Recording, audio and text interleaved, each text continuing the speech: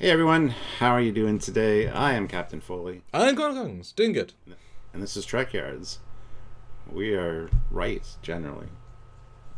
That's kind of arrogant. I mean, Anyway, we're right in this instance, at least. And I will say we have talked to some Prodigy people, and we have got a couple of things right. In other, as soon as you said them, I'm like, actually, we do get some things right. It's just a little humble brag there. Some Prodigy good guesses. But yes, the title says Trekyards was right about the DMA. What does that mean, Stuart? So we learned a lot this week. We did. Got a lot of revelations. It disappeared for 4.2 seconds and then appeared somewhere else. So I think it's like 1,000 light years away, like an insane yeah, distance. they did say 1,000 light years away. Yeah, we've said from the beginning that, well, you did actually, that this anomaly moving sublight is no threat to anyone. And one of the things that kind of instigated this video was the fact that we're like, oh, well, it's probably then going to jump randomly or appear in different spots, or even multiply at some point. Can you imagine if it started multiplying? We did kind of call this beforehand, but I mean, it's a pretty simple, supposition to make. So I don't know. I just remember, I think it was in episode 1, you just threw out there all of a sudden abruptly, this thing's going to move.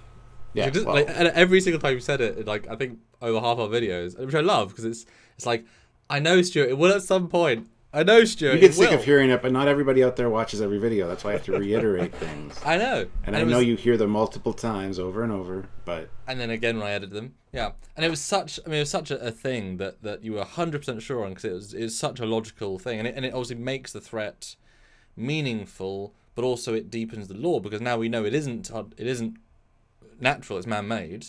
Which, just occurred to me when you were saying that a second ago, oh dear God, they can make more than one. Because if they can make the first device, they can make another one in theory. And so imagine if then, just like Red Angel suit doing 7 signals, imagine seeing 5, 6, 7 over the course of episodes. Like, now we've got another one. Now we've got another one. Like, that threat could escalate. I'm just saying, if it's like a weapon, if it's a threat, like if you can make one, you can make more.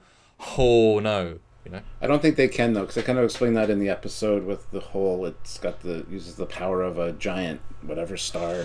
So if it's tapped into that star, they would need another star similar to it, close enough to feed off of. No, they said the equivalent power of a.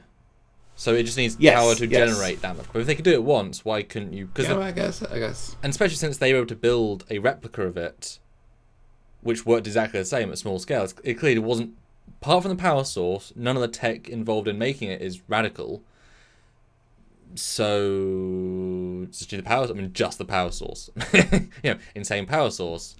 But that might be where we go later in the season. There might be more portal.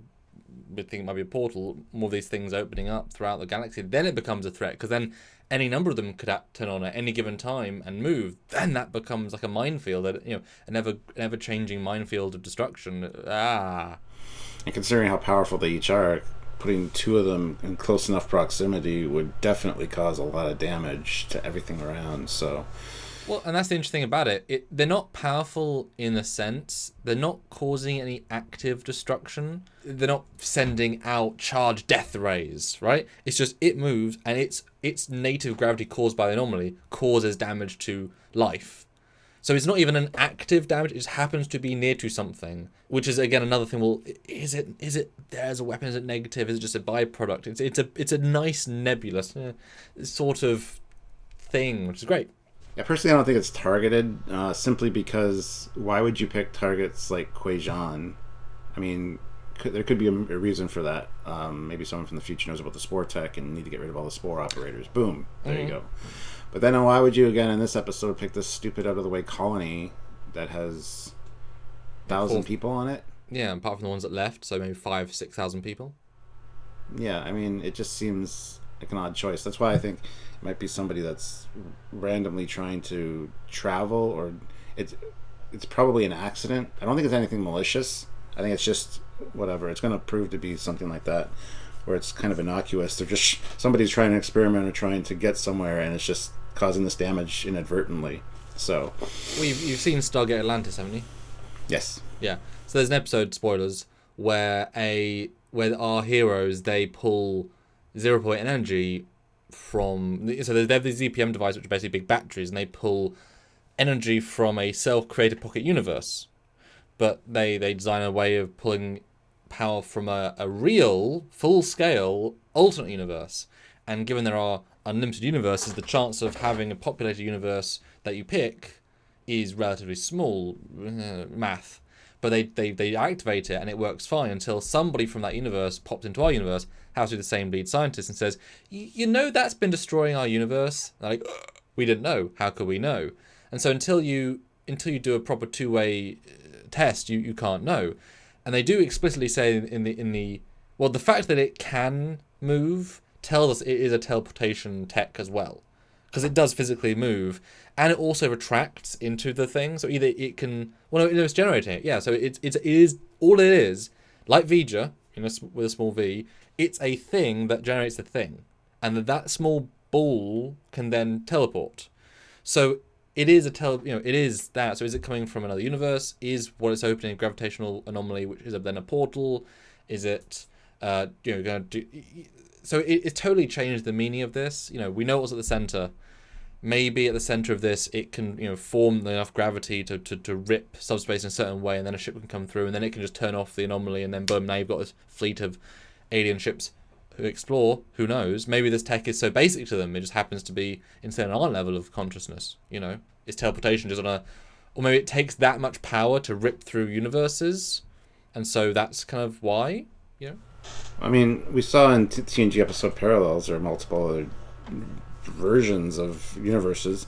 So there you go, new theory right now. It's another universe that's experienced the burn, and this is one of their solutions to it, to draw power for something to overcome the burn effects, and they don't realize they're damaging anybody else's home turf. And so when Discovery goes into it eventually, they're going to just find out that the bad guys are in fact themselves, but not the Mirror Universe versions, just different versions of themselves. That would be very interesting, actually. Let's double down on that for a second. What if it's? I mean, okay, there's a lot of things needed to get to this point, but if it is another alternate version of this exact future, and it is Stamets, but the captain that made it into the present isn't Saru with them, it was Prime Lorca. Exactly, it was their version of Lorca, who's a good guy. He's not. Or if you want to go double, maybe he's the Mirror Lorca, but he didn't reveal himself, so he's their Mirror Lorca. Yes, he's still the Mirror Lorca, but he didn't reveal himself. He's just. He's their Mirror Lorca. So there's an alternate mirror universe. But if he's Prime Lorca, and then they were just trying to get to another universe to find dilithium, whatever, or even just like I said, power the thing would be kind of fun. And we like alternate universes. And then how pissy can they be if it's like, Stamets, man, you caused that. Oh, imagine Book saying, "You caused this? No, I didn't. Other me did." Just like other Stamets, after my serial network, the Stametses have a habit of damaging subspace. Because Book's anger to whoever did this, because it destroyed Quajan, is going to play a factor in this at some point. Like, it's been building. He's very determined to find out who it is, and driven. To the point of even to the point of threatening Tarka, the new scientist guy, kind of. They just occurred to me then. We said in another review, and this will be probably brought up in our live, I said in the other review, well, it seemed odd that they were able to scan it and have full schematics so quickly. Now, yes, okay, fine, they've got mega science tech, mega scanners, once the anomaly goes down, they can scan it, fine. But what if the schematics of this device is actually in the guy's database? He designed something similar. The new scientist we introduce, he designed something 10 years ago as a power source. He could never make it work, so he has most of it already in his... And then the new scans allow him to finish it. And so it is then, that's a hint to the alternate universe nature of it, because, well, how else did he have schematics that day? Because he had something very similar in his universe. What do you think? I like it. I think there's something darker going on with Tarka. Tarka, Lorca... Hope I got his name right. Anyway, yeah, but I mean, there's kind of a sinister undertone of music, especially when Book was talking to him, saying, he kind of had that suspicious look on his face. So, I could see something like that happening. Absolutely, yeah. Because then you've got alternate Stamets is the key to helping alternate Scientist Man finish their device, and now we're seeing Prime, those two dealing with it, and then you see that flip of universes could be really fun. I mean, we've sort of seen that with Mirror Universe, or literally seen it. But then, yeah, that could be really, really interesting. Is it satisfying, though? I mean, I know a lot of people hated the burn. Is this more satisfying than that? Because does that lead to more stories, or does it lead to less stories because now you're not introducing a new foe? It's not a big bad. It's an accident. It's a mistake. I think that would play a lot better than a big baddie trying to destroy the Alpha Quadrant or the Milky Way galaxy or something. You know what I mean? Like, I think the misunderstanding factor is going to play a big part in the reveal, because it's going to lead up to this. Why would somebody destroy Quajon? Why would somebody create this thing? And it's going to be the most innocuous thing. It was just to save our people, just to get dilithium, like you said, or to do whatever. And it's just, they didn't realize they were causing. So you have all this, you build up this season worth of hate and like want to get revenge, to just be like dashed with, oh, you were just trying to save yourselves. Well, and didn't realize what was happening. And in fact, maybe you have alternate book meet Prime book. One's pissed at Quajon, one's pissed at Quajon also being destroyed in his universe for the reason they're doing the thing to save their universe. So, while both angers are coming out, I didn't mean to destroy your version of Quajon, but I also have the same pain. And then, that'd be a fun Quajon off. I don't know, because... Oh, maybe. And then you got multiple spore drop operators.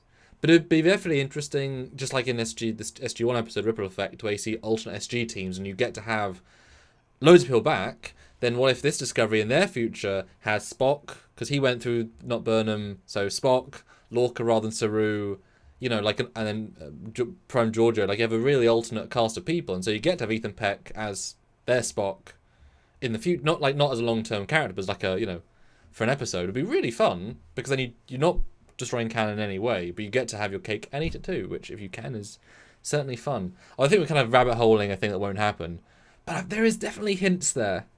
There's little nuggets of that, There is, yeah. So but yes, you were right. You were right. You said you were right, Stuart, about it moving, and I literally on the sofa was like, I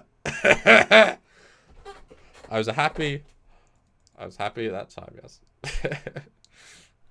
So yeah, I mean, and we were talking about this stuff enough that we're obviously going to get some things right, but that was kind of a nice, Well, it actually makes it a threat finally. All right, guys. Well, comment down below if you called this, if you thought this, what your theories are, what you thought about our hypothesizing. Let us know. We love having these conversations. We do this a lot during lives, and if you can join the lives and join us in real time, where you can like super chat your ideas and stuff, we do love talking about that. And we feed off of you guys as well. We'll come up with this stuff, you guys come up with other stuff, and it just creates more theories and fun discussions, which Trekkies like to do. So like the video and subscribe, comment below, and join us for those if you can, please. And not just that, if you do, then please super chat while you're there and make those thoughts heard, but with also a little financial hello as well, because we want to keep the channel going, we need to keep the channel going, and by your direct support is the only way, because YouTube is a fickle mistress. I used to say a lot, but it's less fickle when you guys come to the rescue. So anyway, yes, Patreon, PayPal, join the channel, support if you can, any of those many which ways, or buy the merch down below in the description. There's loads of great sources, and TeePublic is such a fun way with great shirt quality, etc. You can get like bed sheets or towels with our faces on them. So that's what you want, right? Go look. So until next time, guys. He's Commander Cockings. He's Captain Foley. And I was right. I'm just kidding. That's really arrogant. Sorry. But bye, guys. Bye.